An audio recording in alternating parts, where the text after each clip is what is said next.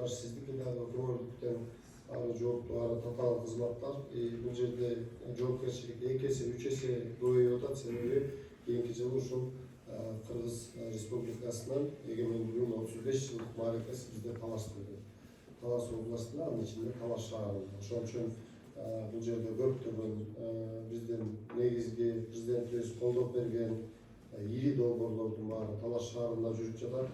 Анан ошолорду кечеңдетпей баягы силерге берилген ишенимди толук аткарып, жакшы кызмат өтөйсүңөр деген ойдобуз.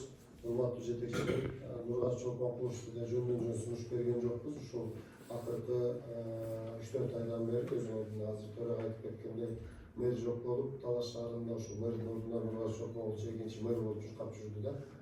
Баардык иштердин аткарылышында, комиссияларда мындай айтканда өзү да билип калды, көрүп калды деп анан биз ушундай сунуш берүүнү туура көрдү.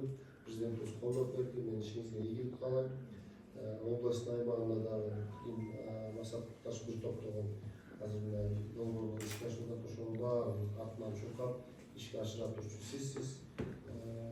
Ишиңерге ийгилик каалайм. Алла таала күч кубат берсин. Буюрса Талас эли катуу кийинки жылы эгемендүүлүктү өткөзүп, ошо менен ары Талас шаарынын, Талас областынын жаңы тарыхтын бет ачары болуп, жакшы өнүгүү жолу башталып кетсин.